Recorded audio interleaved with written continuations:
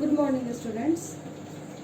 आप सभी का स्वागत है क्लास में, आप सभी का वेलकम है। माफ़ी चाहती हूँ कि कल मैं क्लास बना नहीं पाई, वीडियो बना नहीं पाई, बच्चों को डाल नहीं पाई। इससे पहले जो हमारा बिंदु चल रहा था, काव्य रस हम पढ़ रहे थे और रस के प्रकार, रस की परिभाषाएं, रस के अवयव हम पढ़ चुके हैं।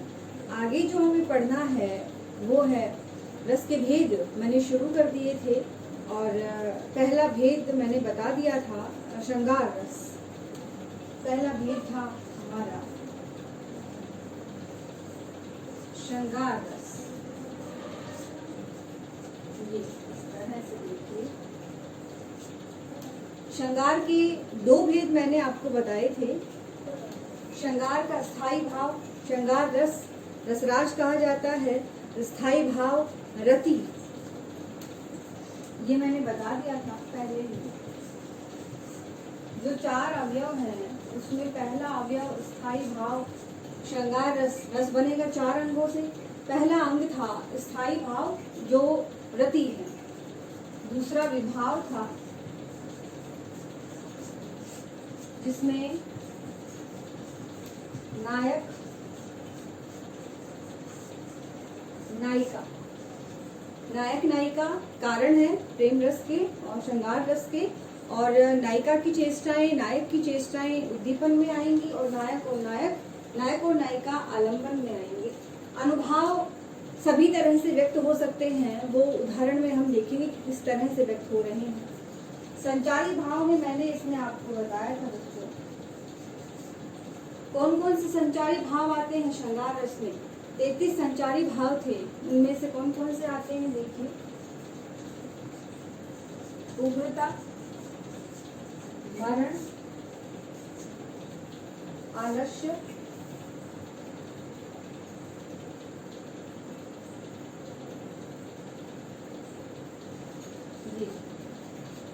आलस्य और जुगुप्सा। इन चारों को छोड़कर बाकी 29 जो संचारी भाव हैं वो श्रृंगार रस में आते हैं। ये पहला भेद था रस का, श्रृंगार रस। स्थायी भाव होता है रति, विभाव में आलंबन और उद्दीपन दोनों। आलंबन होते हैं नायक नायिका, उद्दीपन होते हैं दोनों की क्रियाएं और आसपास का वातावरण। संचारी भाव में 29 संचारी भाव श्रृंगार रस में आते हैं। मतलब जो परिस्थिति जैसी है, संयोग में है, वियोग में है, जो भी उदाहरण एग्जाम्पल हम देखेंगे उसमें हमें संचारी भाव भी दिख जाएंगे उसमें इस तरह से। ये मैंने पहले ही बता दिया था, इससे पहले की जो क्लास थी उसमें मैंने ये सब बताया था। अगर आप नहीं इसको देख पाए हो, नहीं आप इसको नोट कर पाए हो, तो आप दोबारा से कर सकते हैं। आगे चलते हैं।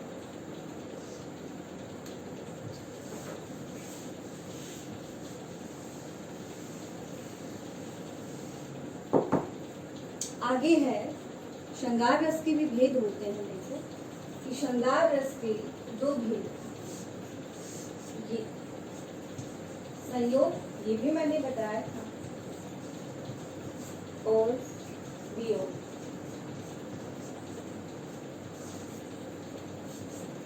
संयोग और वियोग, उसको विरह भी कहते हैं। ये आपको नोट करना है बच्चों। मैंने ऐसे डायग्राम ऐसे बना लिया है, आपको लिखने हैं कि श्रृंगार रस के दो भेद होते हैं, संयोग श्रृंगार और वियोग श्रृंगार। ऐसे लिखना है बाकायदा, अच्छे से लिखिए। संयोग में क्या होता है, नायक नायिका का मिलन, यानी वो सामने होते हैं, प्रत्यक्ष होते हैं, एक दूसरे को देख पाते हैं, वार्तालाप कर पाते हैं, आनंद ले पाते हैं। वियोग में क्या होता है, वियोग होता है, अलग अलग होते हैं, वियुक्त होते हैं। इसके विपरीत है संयोग के विपरीत वियोग।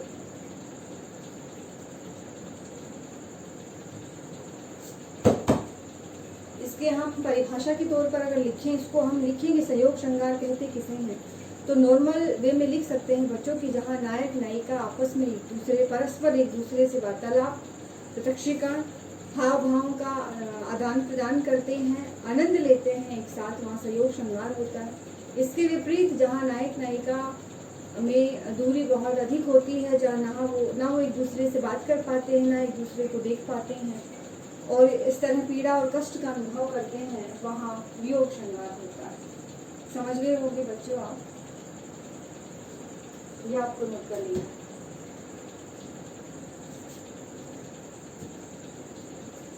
आगे चलते हैं, एग्जाम्पल हम देखते हैं,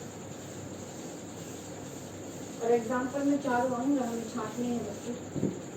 श्रृंगार रस के किसी भी रस के 4 अंग हैं, तो एग्जाम्पल में हमें वो जो अंग हैं वो निकालने हैं कि कौन सा अंग किस किस तरह से कार्य कर रहा है। सबसे पहले संयोग श्रृंगार का एग्जाम्पल देखेंगे। संयोग श्रृंगार कहाँ होता है?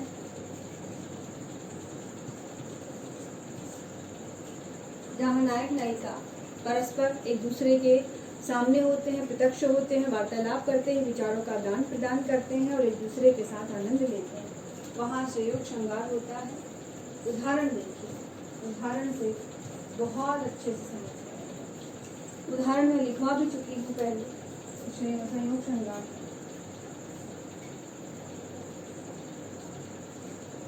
ये देखिए, कहत नाटक, ध्यान से देखना है देखिए। कहत नटत रीझत खिजत, आगे लिखना है। कहत नटत रीझत खिजत, ये पहली लाइन होगी। पहली लाइन का आधा हिस्सा प्रथम चरण है। कहत नटत रीझत खिजत, इसी लाइन का अगला जो पार्ट है, मिलत खिलत लजिया, ये हो गई अपनी पहली लाइन। यहाँ जगह कम है इसलिए थोड़ा ऐसे लिखा। आपको बच्चों पूरी ये लाइन लिखनी है, आधा हिस्सा ये है, दूसरा चरण ये है। कहत नटत रीझत खिजत मिलत खिलत लजिया, आगे देखिए दूसरी लाइन है।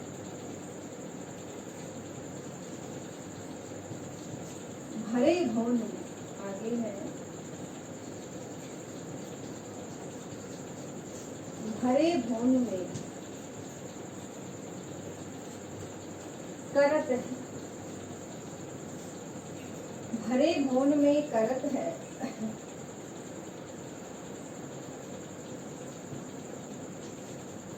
नैनन ही, ध्यान से लिखना है बच्चों, नैनन ही सोगार।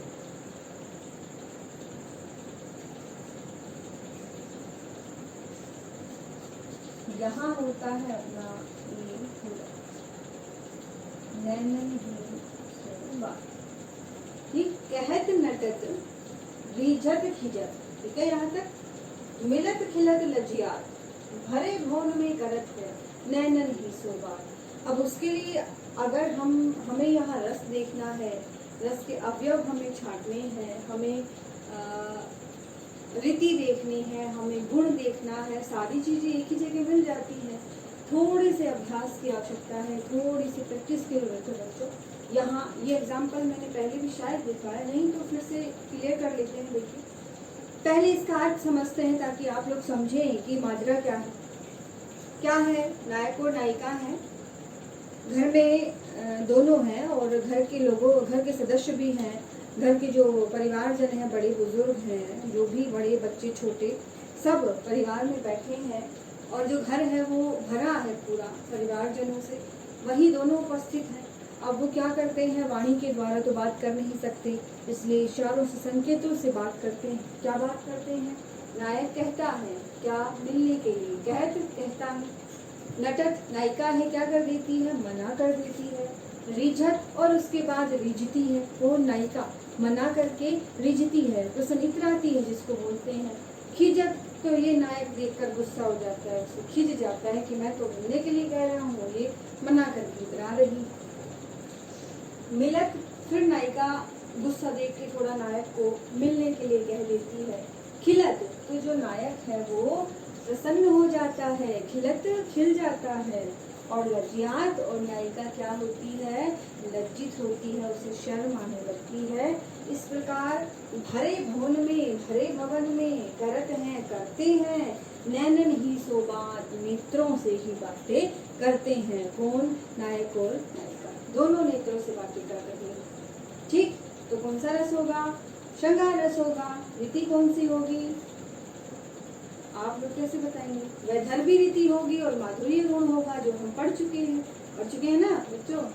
तो यहाँ माधुर्य गुण, वैधर्भी रीति, श्रृंगार रस, स्थायी भाव, रति होता ही होता है। अब यहाँ पर आप देख सकते हैं कि कौन तो आलम्बन है और कौन उद्दीपन है। ठीक, दोनों के मन में ही प्रेम भाव उत्पन्न हो रहा है, लेकिन मेन क्या है, नायक है, क्योंकि नायक ही क्रियाएं कर रहा है, नायक ही शुरुआत कर रहा है। तो नायक क्या है, आश्रय है। आलम्बन कौन है, नायिका है। और उद्दीपन क्या है, नायिका का इतराना, नायिका का लजाना, शर्माना, और जो भी हाव भाव है वो क्या है,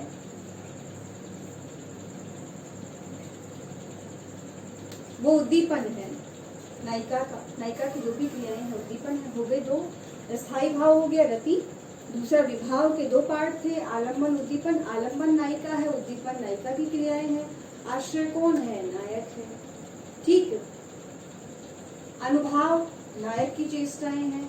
खिंचता है, खींचता है तो पता लगता है कि मन में क्या है। फिर यहाँ खिलत, यहाँ वो प्रसन्न हो जाता है तो भी पता लग रहा है। तो ये अनुभाव है, कौन सा है, कायिक है, क्योंकि बोल तो रहे ही नहीं है। तो अनुभाव यहाँ पे पता चल रहा है, कायिक है, काया के द्वारा। और यहाँ संचारी भाव आप लगा ही सकते हैं, थोड़ा सा आवेग भी है। नायक जहाँ खिंच दिखा रहा है वहाँ आवेग भी, थोड़ा सा प्रसन्नता, हर्ष भी है, जहाँ वो प्रसन्न हो रहे हैं। ठीक, इस प्रकार नेत्रों से ही बातें करते हैं। ये एग्जाम्पल आपको लिखना है। मैंने जो बातें बताई हैं अगर वो भी आप नोट करना चाहें तो बहुत अच्छी बात होगी। इसमें मैंने रीति बताई है, इसमें मैंने गुण बताया है। माधुर्य रीति है, वैधर्भी रीति है, माधुर्य गुण है, संयोग श्रृंगार है, स्थायी भाव रति है, आलम्बन और उद्दीपन मैंने आपको बताए, अनुभाव भी मैंने आपको बताया, और संचारित भाव। ये बातें भी आपको साथ साथ नोट करते चलना। एक बार ये एग्जाम्पल आप बहुत अच्छे से देख लीजिए और उसको नोट कर लीजिए। उसके बाद संयोग श्रृंगार का ही एग्जाम्पल एक और मैं यहाँ लिखूंगी, उसमें आप सबको बताना है फिर कि उसमें से जो अंग है वो कौन कौन से हैं, और रीति और गुण भी आपको बताना है। इसके जस्ट बाद मैं एग्जाम्पल यहाँ देने वाली हूँ, तब तक आप ये एग्जाम्पल नोट कीजिए।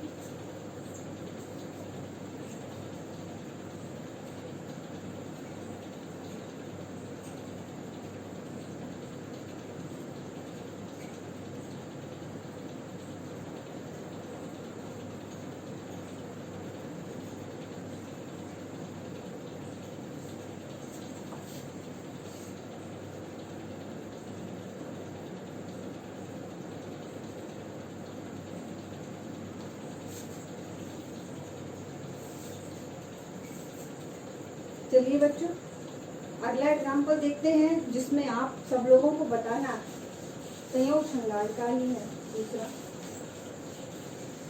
बहुत ही सा है, देखिए।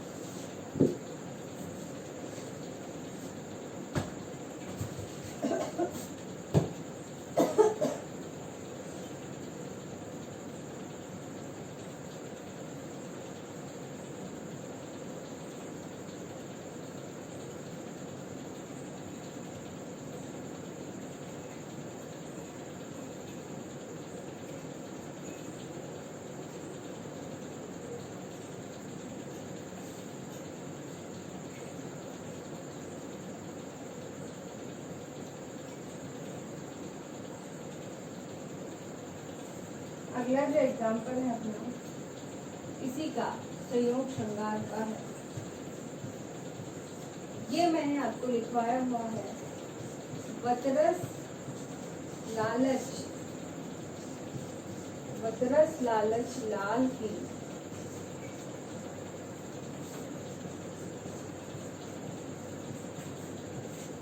बतरस लालच लाल की मुरली धरी लुकाए। ये मैंने आपको लिखवाया,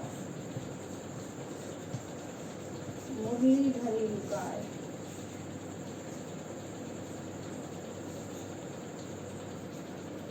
आगे है सोहो करे,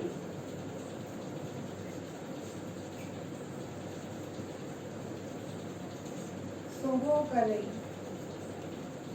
बोहनी हंसई। सोहो करे बोहनी हंसई। आगे इसमें आपको लिखना है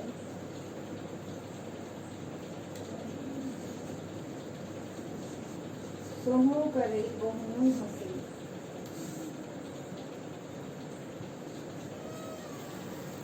देन कहीं नट जाए,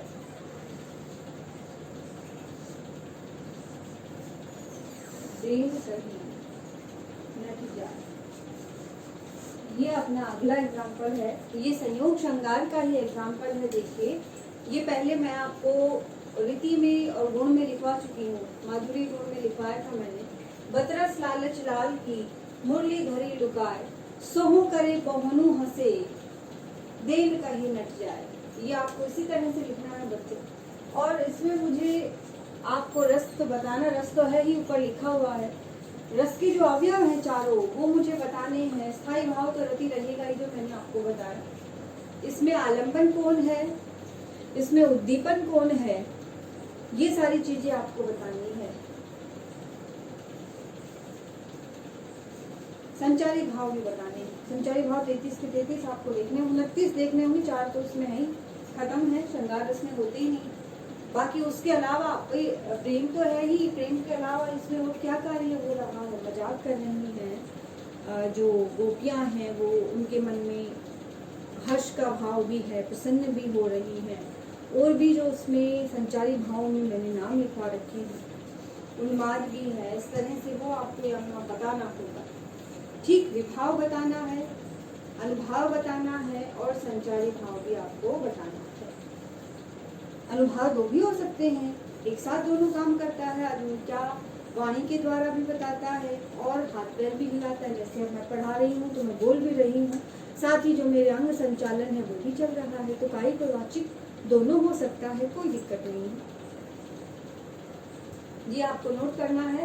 और इसमें मुझे आपको बताना है जो मैंने आपसे चीजें पूछी, गुण और रीति भी अगर आप बता दें तो बहुत अच्छी बात होगी। बाकी लिखवा रखा है तो देख के भी वहां से आप बता सकते हैं।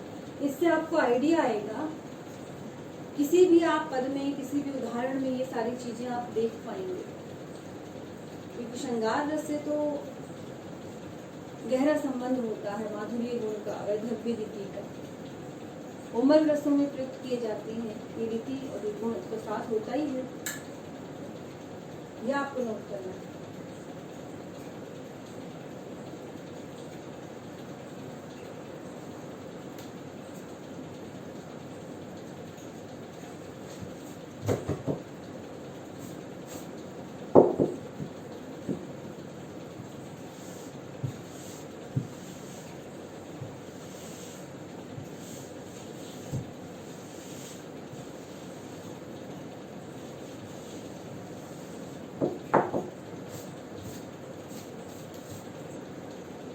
अगला जो अपना भेद था, अपना नहीं मतलब श्रृंगार रस का दूसरा जो भेद था वो वियोग श्रृंगार।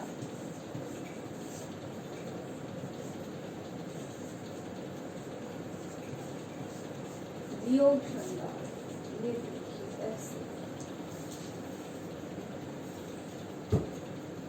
वियोग श्रृंगार में वियोग होता है, ये आप सभी, अभी मैंने आपको बताया था कि जहाँ नायक नायिका ना तो प्रत्यक्षतः एक दूसरे को देख सकते हैं, ना वार्तालाप होता है, ना वो आनंद से प्रेम भरी मीठी मीठी बातें कर सकते हैं, दूर होते हैं दोनों और दोनों कष्ट में होते हैं। वियोग श्रृंगार, ये तो मैंने आपको समझाने के लिए बताया है कि ये परिभाषा आपको बड़े अच्छे से लिखनी है।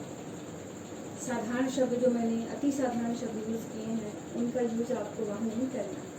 ठीक, ऐसे लिख देना है कि जहाँ नायक नायिका प्रत्यक्षतः एक दूसरे के सामने नहीं होते हैं ना वो एक दूसरे से वार्तालाप कर सकते हैं और ना ही एक दूसरे को देख पाते हैं, और दोनों ही दूर दूर रहकर एक दूसरे से मिलने के लिए आतुर रहते हैं, पीड़ित रहते हैं।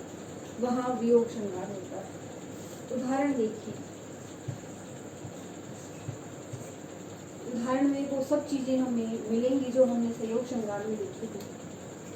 उदाहरण देखिए,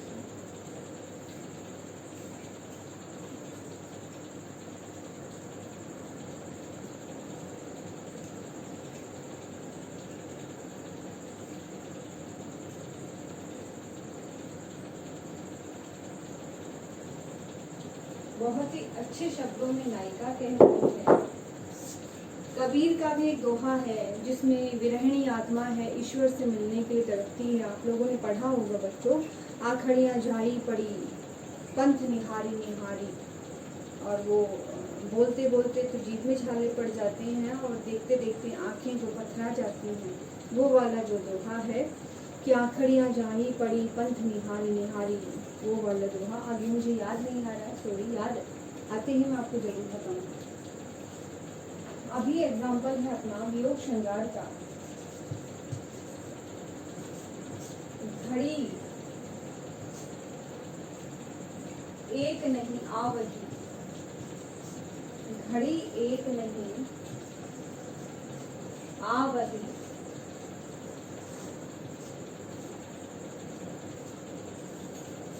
आवड़ी है, सॉरी, आवड़ी तो आना हो जाता है। घड़ी एक नहीं आवड़ी, आवड़ी मतलब अच्छा नहीं लगना या नहीं सुहाना, मतलब सुहाना नहीं, आवड़ी मतलब अच्छी नहीं लगती। तुम लोग अपने आप समझ जाओगे जब एग्जाम्पल पूरा होगा। तुम दर्शन बिन मोल, नायिका है, नायक को कह रही है, यह नायक है, वो नायिका को कह रहा है। ये आगे पता चलेगा। ये एक लाइन पूरी होती है, घड़ी एक नहीं आवड़ई तुम दर्शन बिन मोए। अगली,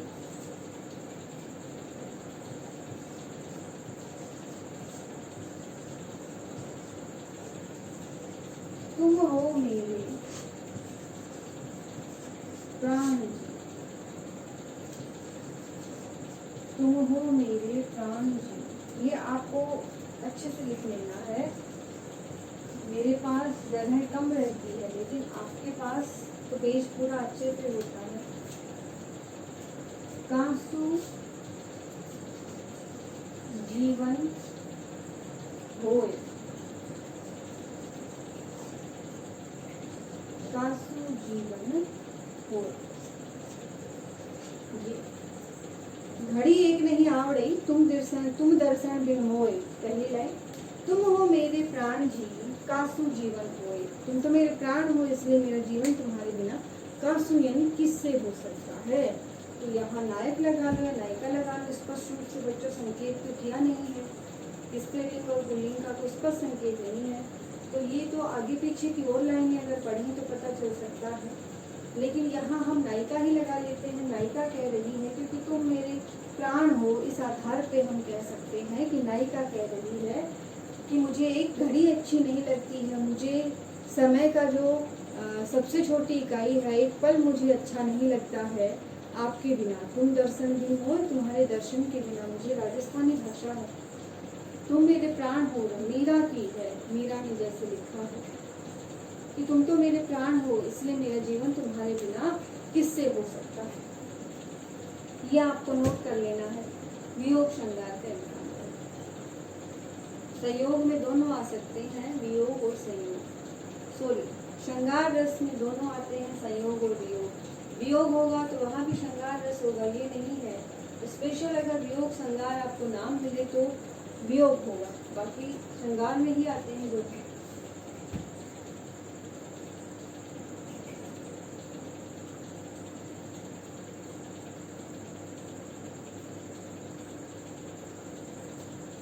इसी तरह मीरा की पंक्तियां हैं कि हेरी मत दर्द दीवानी फिर दर्द न जाने कोई, घायल की कति घायल जाने अरुण और न जाने कोई। कि घायल व्यक्ति ही दूसरे जो घायल व्यक्ति है उसकी स्थिति जान सकता है। यानी जिसने कभी दुख देखा ही नहीं, जिसने कभी पीड़ा नहीं सही, चाहे वो मानसिक हो चाहे शारीरिक हो, वो दूसरे की पीड़ा को नहीं समझ सकता। ये मेरा कहती है कि घायल की गति घायल जाने और न जाने कोई, फिर मैं तो दर्द दिगानी मेरे दर्द न जाने कोई। जरूर पढ़ा होगा मीरा मुक्ति काल में आपने, वहाँ भी वियोग। मीरा का काव्य तो वियोग श्रृंगार से भरा पड़ा है। संयोग तो कम है क्योंकि संयोग तो हुआ ही नहीं। दर्शनों के लिए जो मीरा है तरसती रहती है। वियोग श्रृंगार के एग्जाम्पल बहुत अधिक मात्रा में आपको वहाँ मिल सकते हैं, यह आपको नोट करना है। मीरा के एग्जाम्पल भी आप ले सकते हैं। इस तरह से हमारा श्रृंगार रस है वो, इसमें हम देखते हैं स्थायी भाव गति रहेगा ही। आलम्बन और उद्दीपन कौन है बताइए, मतलब विभाव के पार्ट दोनों, आलम्बन और उद्दीपन। आलम्बन है नायक, आश्रय कौन है नायिका। नायिका के मन में ही तो पीड़ा हो रही है, किस कारण से, नायक के कारण से। तो आश्रय नायिका है, आलम्बन नायक है। उद्दीपन क्या है कि नायक के साथ जो बिताए हुए पल हैं या जो यादें हैं उन्हें याद करना, नायक की बातों को याद करना और नायक का पास में होना, ये सब उद्दीपन में आ जाता है। अनुभाव क्या है, वाचिक है, बोल के बता रही है, अभी बता रही है ना, वाचिक अनुभाव। और संचारी भाव में क्या है, चिंता है, शंका है, दुख है, पीड़ा, व्याधि, शारीरिक कष्ट, मानसिक कष्ट दोनों ही आते हैं। इस तरह से चारों अवयव, चारों अंग हमें यहाँ देखने को मिल रहे हैं। ये आपको नोट कर लेना है बच्चों। अगला जो हमारा रस था, श्रृंगार के बाद वीर रस को इम्पोर्टेंस दी गई है। बाकी क्रम में ऐसा कुछ है नहीं कि पहले कौन सा आना चाहिए बाद में कौन सा आना चाहिए, लेकिन श्रृंगार रसों का राजा है इसलिए पहले स्थान पर तो श्रृंगार ही आता है। उसके बाद अगला जो हमारा रस होगा वो वीर रस होगा, जो हम अगली कक्षा में पढ़ेंगे। आज के लिए मैंने 2 पार्ट आपको पढ़ाए हैं, श्रृंगार के संयोग श्रृंगार, वियोग श्रृंगार। मैंने प्रश्न आपसे पूछ लिया है, एक एग्जाम्पल मैंने आपको दिया है जिसमें आपको रीति, गुण और जो चारों अवयव हैं श्रृंगार रस के, किसी भी रस के होते हैं, वो आपको उसमें बताने हैं। आज के लिए इतना ही काफ़ी। धन्यवाद।